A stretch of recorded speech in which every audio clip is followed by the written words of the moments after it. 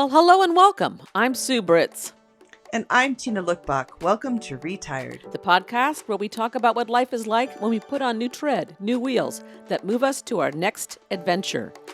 And I'm hoping this adventure won't lead to zombie apocalypse like it did the last time. Although, we're talking about living in the current world we're in. And for me, I'm calling it the T-Rump era. So. I love you. Or the 34 era, the 34 felonies, and that's only the ones it caught on. Okay. Well, you know what's funny? Hold on.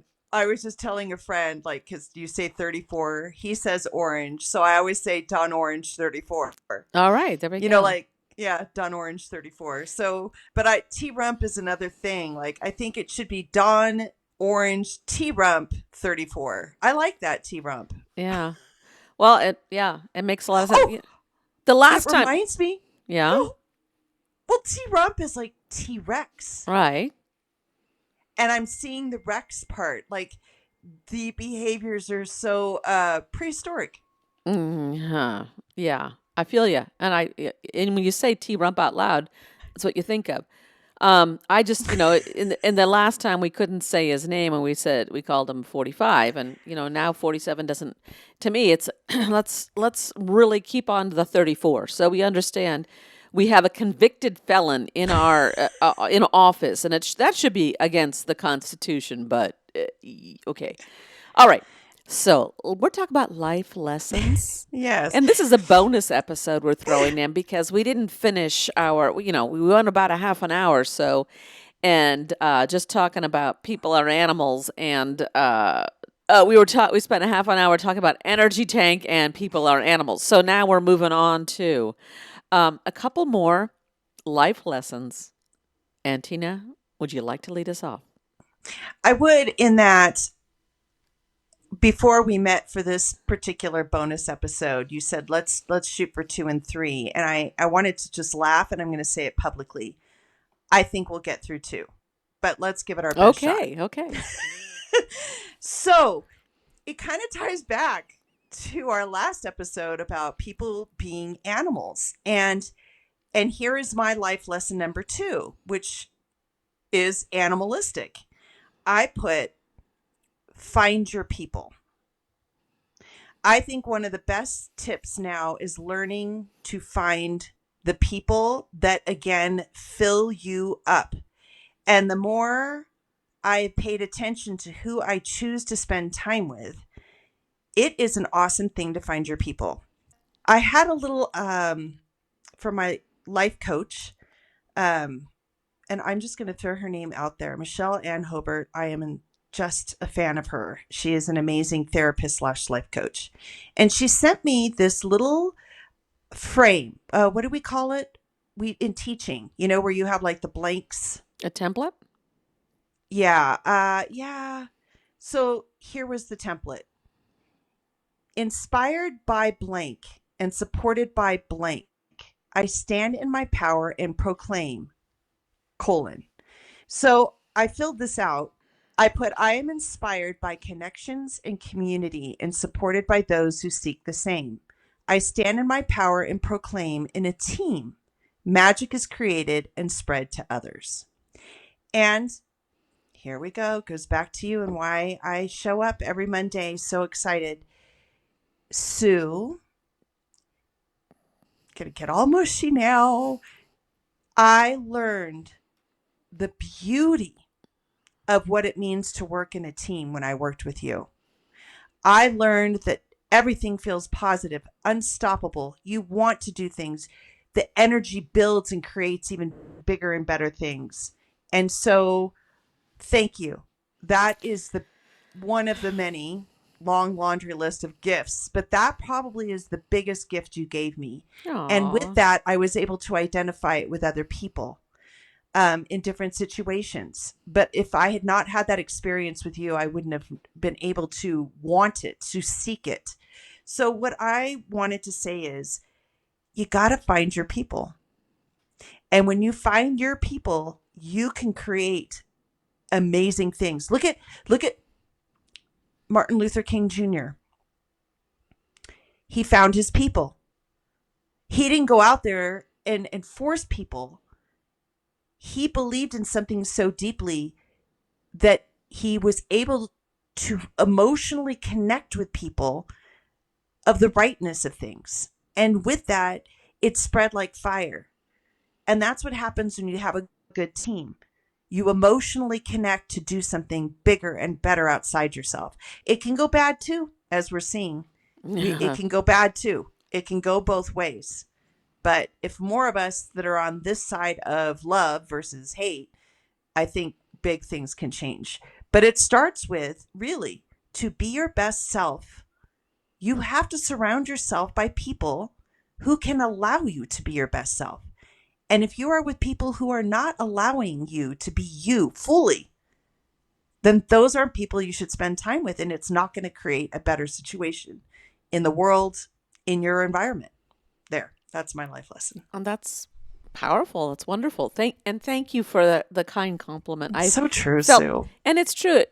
You know, the and I would push that right back onto you. You know, being a team with you made our experience as teachers, we grow and we have fun when we come to work every day and we're excited and we model that for our kids too. Yes, and then And they got yes, excited. and it's a total positive all around, and that's what um I like that you're framing it as teamwork.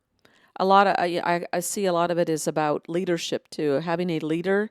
Mm. You're mentioning Martin Luther King Jr. I mean, he's an example of that leadership too, and to go the other side, the total opposite of the Yeah, spectrum, and we're talking about our dear leader, as some our people are dear calling him leader. now.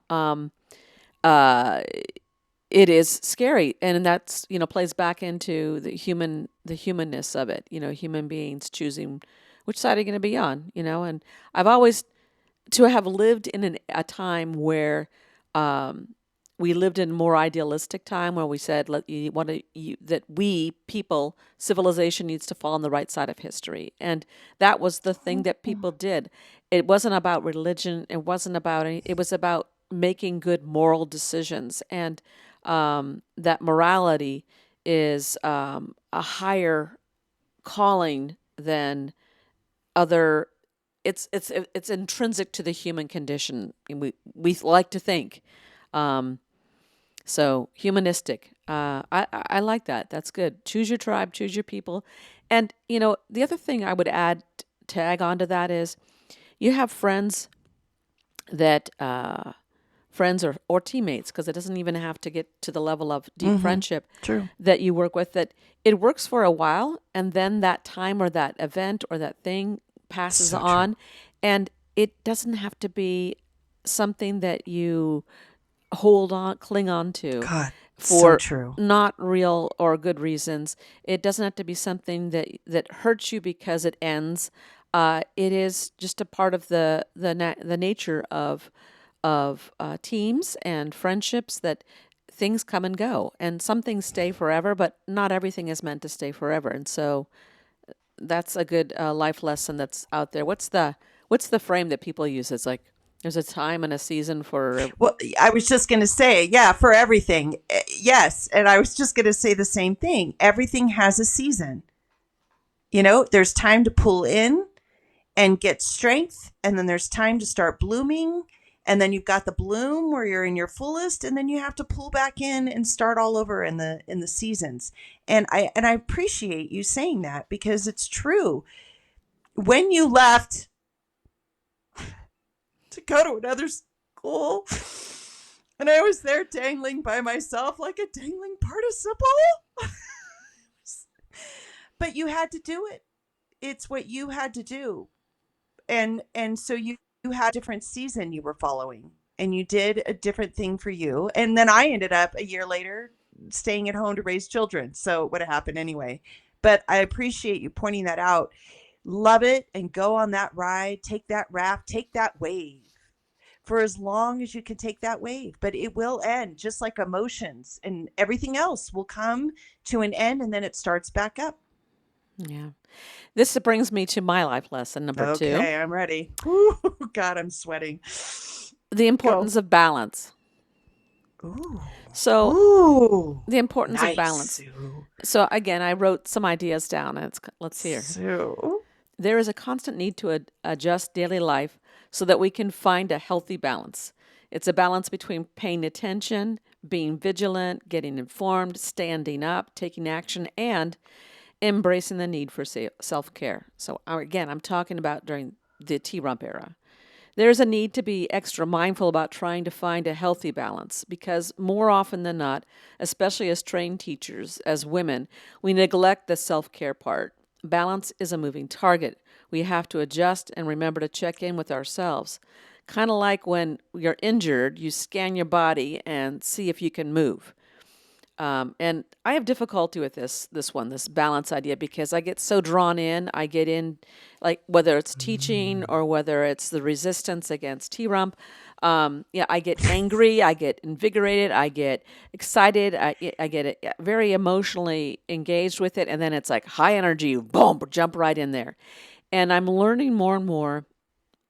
While that is good, it's important, and I think again, in a season of my life, that's how I operated. That's how I found value in my life, and it was part of my self care to do that. Now I'm Your finding survival more, care. yeah, but now I'm finding more. I need to not be drawn in so quickly to all that. I need to step back a second and see how it fits into my life in a more healthy way, so that it doesn't get me riled and my blood pressure going. It doesn't take away from checking in on emotionally where I am in my life with my wife or my child or my friends. Um, I would often use that action to detract me from a very unhappy marriage, and a place where I didn't feel seen or respected. So being able to just check yourself out. Is this injuring me or is this helping me? How can I direct it towards, um, we're talking about instinctual survival. I mean, that's what it is. So you got to get out there. You got to make a difference. You got to go do all the resistance and all the things. And you also need to take care of yourself. So, like you said before, put on the air mask on the airplane metaphor. I'm like, when you fall down and you hurt yourself. Okay, can you move? Should you move? You do that check to see if you're okay. First, I am so going to put the pressure on you. I am ready to read your book. You haven't written it yet. I don't know if it's even that much in the forefront, but I'm done. You need to write a book. I am done waiting. You have an incredible metaphor, analogies. You have so much to say, Sue. This little rough write that you wrote was like amazing. I'm done. So, listeners, if you would all just text in and peer pressure Sue to get us a book. All right. Now, the other thing I wanted to say This is a was very what is this episode? You're all about being all over. Thank you. I'm going to say back to you. So, you're welcome. You're okay, welcome. you But have to. why not share what's true? Mhm. So, back to the other thing I liked, and I think this is the struggle that we all have, is you said balance. I love it. That could be my new motto. Balance is a moving target. that, that I just about fell out of my chair. Well, if you Yeah. think about it, I mean, if you're like literally on like one of Oh, the skateboard oh, things or whatever, oh. you're constantly having to move. I mean, when you're trying to balance, you literally are moving back and forth. Things. And all the Yeah. tiny, fine motor muscles and the Mm-hmm. big ones. Mm-hmm. You're right. I mean, I hadn't thought of it physically, but you're right. Even physically, that's what that is. So I'm going to share something that I've been working on. I created my own planner because without having the structure of a job, without parents to guide you, without anyone in your life but you have to be your own self guide. So I created this planner to keep myself accountable. And at the core of it, it's that, Sue. It's the balance between the body keeping it healthy and fit and strong. It's about the mind, keeping it alert and learning, and not just learning, applying, Mm-hmm. right? As we Right. know in teaching, you don't know shit until you can explain it to someone else and then they get it. So applying. Um, Emotions. I'm really working on paying attention to what upsets me and then regulating it by like taking that time to pause, don't react, don't explode, don't even get overly emotional in a good way because that can drain you for the whole day, you know? So it can be both extremes. And then so what did I say? Body, my mind, Mind, emotions. emotion and spirit. And you know, spirit has been a journey because I went like you from a very indoctrinated rigid religion to now figuring out what is religion, what is God to me. But my spirit is believing, and I always have, and I won't let it go, is just that there's something bigger that created this world, and I respect it and love it. And I'm glad to be here, and I see it as an honor. So for me, spirit means connecting with people, and it means connecting with my environment. That's what spirit is to me. So I try and work on those things every day. And it is funny. It's like whack-a-mole because one will pop up, you nail it down, but then the emotions come up, you nail it down, but then your spirit's sinking and you nail it down. So I love the balance. And thank you for your share.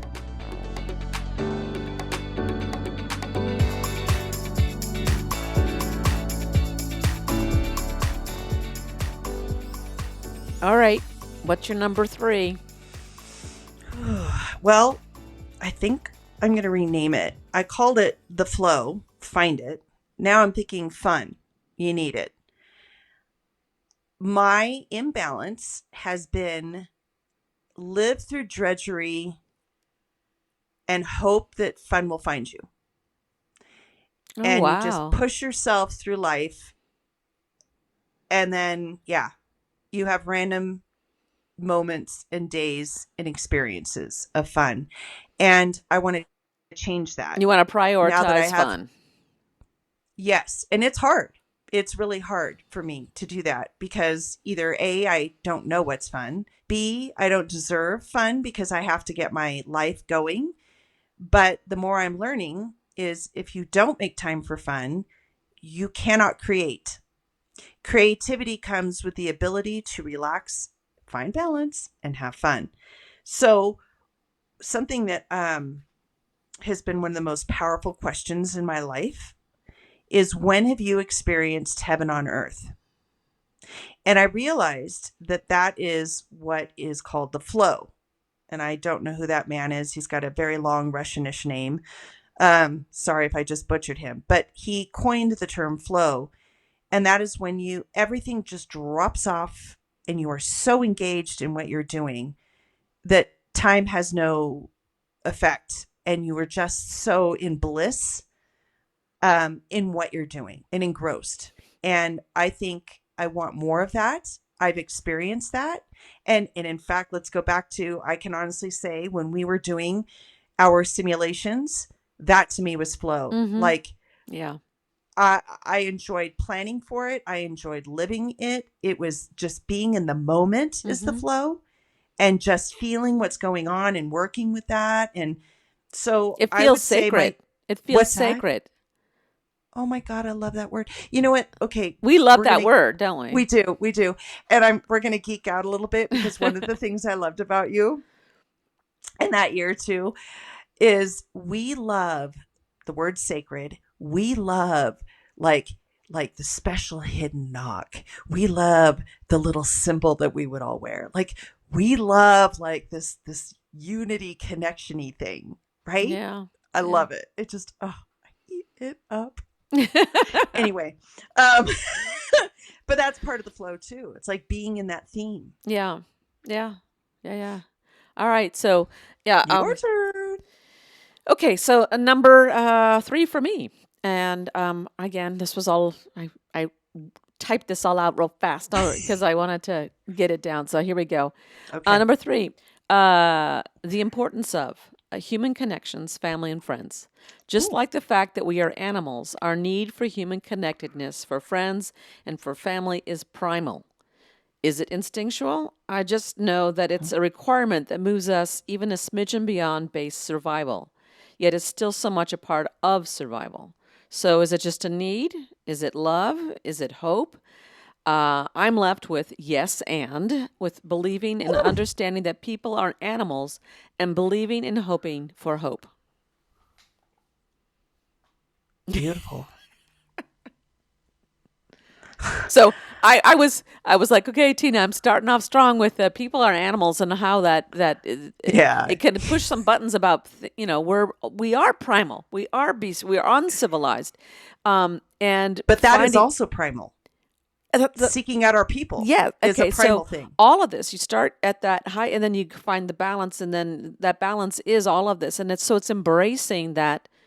It comes back to me that human connections, family, friends, that's what's important for us.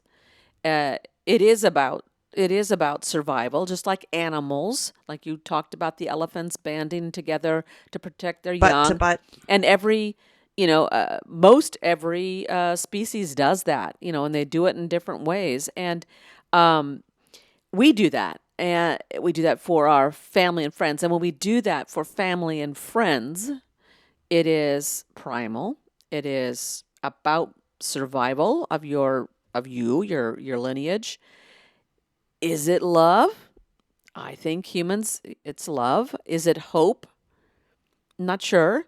But embracing that part of it, that is the altruistic, that is the best, that is the beautiful, that is the right side of history, compared to my human connections are based on the top billionaires of the world, and we're going to control the whole earth and have power and get everything from everyone. This is where, I mean, uh, the other end of that, which is the evil, and so we're back to the whole thing I started with, this idea of good and evil in the world.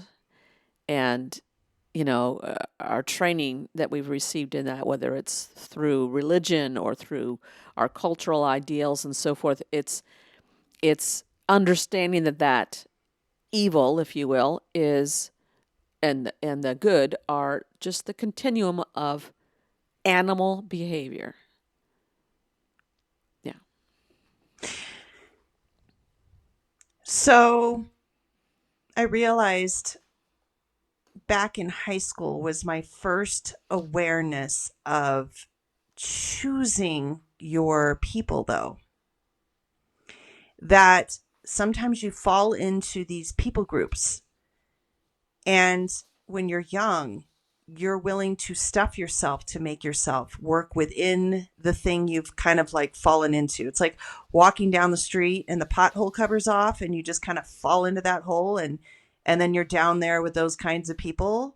You didn't choose it, you fell in it until you wake up and say, do I adapt to this dark environment, or do I let myself be myself and climb out of this hole and find a nice nest to climb up into? Right. It's like Um, that hole could be, your the that what is the pecking order of teenage years, but it also is based on, like, you fall in the hole of religion, you fall into the hole of cultural norms around genders, the yeah. romanticizing of life to control you. You fall into a marriage and following cultural norms that Yep. does not feed your soul, it totally does something the opposite, kind of Sucks destroys you and you. leaves you for dead Yeah. So for some of us. yeah, so the point being, The point being that it kind of leads me back to find your people, yeah, which was my number two. So find your people. And I think you and I both ended up on the same side. We believe in connection and people, and that's an important thing. You wrote about it independently. I came up with it on my own. So I just realized, oh, what do we do that with math? Like it's the common denominator. So our common denominator is people in connection. Yeah.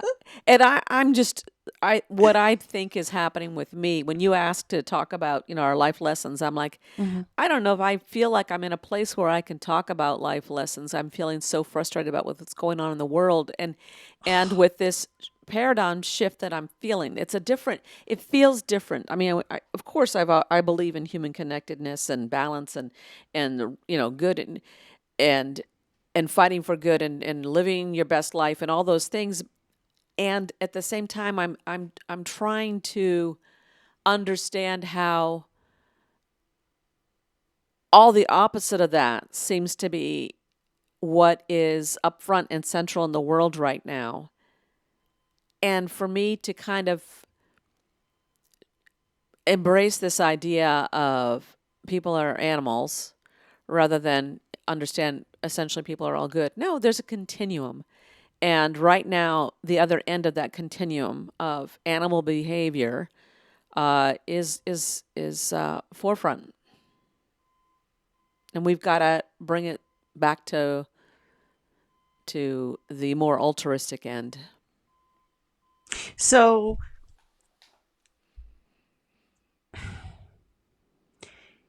we have cells in our body. The cells make up tissues. The tissues make up us. We are like cells on the planet, right? Mm-hmm. And our planet is like a cell in the universe. Like everything is like tiered, you know what I mean? Right? And I was just thinking about, so United States is kind of like a cell right now, and unfortunately by leadership there's a cell that is not emitting love and unity, but in his own way he is probably feeling like it's unity by getting rid of what he doesn't want. Yeah, but it's not He love. believes it's unifying. But then I look over at the EU, and in a way, the interesting part is that the stronger, again, it goes back to those pendulum balls I talked about in the last episode. So as this universe of ours is becoming very tight knit and self thinking, it's made the EU come together and say, what are we going to do to band together? And it's actually creating a beautiful connection among these completely different cultures, right? So it's actually kind of a beautiful thing to witness that as much as we are going inward and focusing on just us, they're going outward and saying, who can we bring into the fold of our tribe and create safety? Like, it's like this bigger psychological thing of accept what you cannot change and then do something with that knowledge. And that's what they're doing. So Or it's survival. Yeah. it is. It's And so instinctual. Yeah. it is. So And yes, we are people, we are beasts, but again, there are two different kinds of beasts. We have the beasts that want to bond together, and we have the beasts that don't. And just on a lame aside, being the teacher that I am, I felt called to do the hero's journey. So I typed in like what are the hero's journey, and I came across the 12 major parts of a hero's journey because I thought I just want to watch a hero's journey movie, and it suggested The Lion King. And so I then Googled, this is how we have too much information. So much time can be wasted. So I'm Googling, do I watch the cartoon one again? Or do I like branch out and watch the new animated one with Beyonce? So I ended up with that. And I just have to say, it was a beautiful example of hate and love, about rightness and not. It really is what we're seeing. So it's always been through time that we have the nemesis, we have the protagonist. We've always had the right and the wrong and the courage to face the wrong, and it's a journey. well, Um, yeah, and the part to me, because to me it seems like we have the people with real emotional illness being deficits, no emotional illness. I mean, we're talking deficits, and illness. someone who um, is mentally deranged has so much power to do such negative things. The part that always confuses me is that there'd be so many people willing to follow that and not draw the line when in their whole lives they've practiced decency or following the rule of law, understanding and valuing the rule of law, and protecting themselves and others. Why is it that they follow? And so to me, it goes back to this thing of we are animals, that we just don't understand that there's a lot of people who are bestial and primal and uncivilized, territorial, self-centered, that there's enough of them. I mean, other people say it's because they fear for they fear for their job. Well, at some point, you got to stand up and say, no, your job's just not worth it, especially if we're talking about rule of law and its impact on a whole state or nation or world, And how is it that it continues? That's the part that is so... Because there's not enough of us modeling another way. Because too many of us are willing to conform and go with what is for fear of being ostracized by community. It is the fear, because that is our primal, other than eating, sleeping, whatever. That's the next thing, Sue, is that it's the need for people to fit in. Nobody wants to be excluded. So it's like where I talked about, you fall into that black hole in high school because it just happens to be until you wake up. So many people don't wake up. Or so many people wake up and make the choice not to go and see what's outside of that manhole they fell in. And so you have to look at them as they've either not been modeled another way of thinking, that they have been raised in a way of only one way thinking. And we're unusual. And as teachers, we value different ways of coming to an answer. We value different ways to come to solutions, right? That's part of what teaching is. But so many people have not had that experience. Right. I agree with you. And the thing is, to me, that then confirms this idea that we are indeed animals and we're instinctual. And that's what it is. I mean, rather than for me to... so many of us, I think I'm not the only one we practice saying all our lives, I believe that people essentially are all good, at their core. I don't believe that. I'm starting to really, it's not like your belief shifts from one day to the next. It's like this shift over time that's made, and I'm making peace with that too. That's the other part, is recognizing that I'm in this world with these animals, all of us, we're instinctual, and we're all on this continuum of caring towards the common good. Sometimes animals don't need to care about the common good. Sometimes they're solitary creatures. Sometimes nature's cruel. Oftentimes nature's cruel. Okay, so final thoughts? Yeah, final thoughts. I gave my final thoughts, and I think that I like that we stop every once in a while and think about life lessons, because it makes us slow down and do some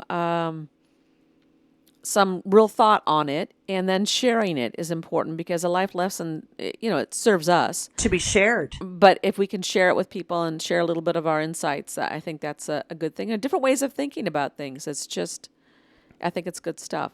So thank you for the topic. I think my final thought is, I remember sitting in a staff room and we were looking up, they're called Enneagrams, or your personality type. And in this particular one, there's all kinds. There were like 4. And you had like the feelers, the logical thinkers, and I don't even remember the other 2. But, we all fall into one predominantly. And if you look at it this way, I still haven't figured out, and I've said it before, I don't know how a psychopath can help the world, because we have them. But I try and look at people as there's something that they are here for, giving us a lesson and helping in a different way. Because if everyone were like me, where you're a bleeding heart and, you cut off your arm to give it to the poor guy on the street, I'd be dead. But we can't have a person who's only logically thinking, because we would also be dead. So we really do need the combination of all these personalities. It would be healthier if we had more balance in the leader that we picked, that had an ability to tap into all of those things and not live predominantly in one zone. But although if you had to pick one, I think love's better. Agreed. Diversity is really important. And diversity, and I encourage you all to keep using those words that have been scrubbed from our national federal sites.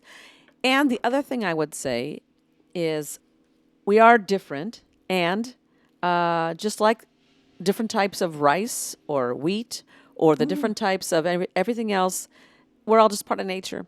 It's all just part of the diversity of nature is amazing and wonderful and beautiful, and we need that. So, yeah. And Back to human now. Find your grain of rice. We're humans. We're animals. We're part of the whole thing. Okay, yeah. All right. Find your grain. Okay. Until next time, then, eh? Love it, Sue. Thank you. It's been fun.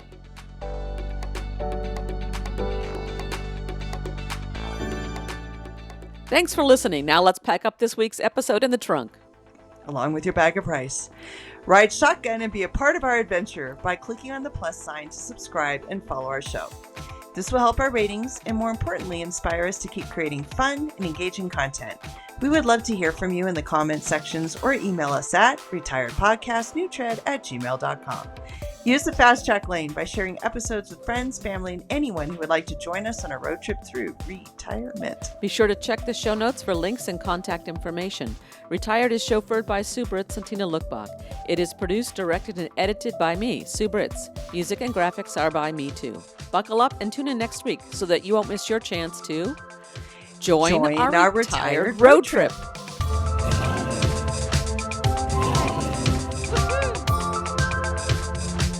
Well, thank you. This has been fun. This was really fun. We go a little deeper, don't we?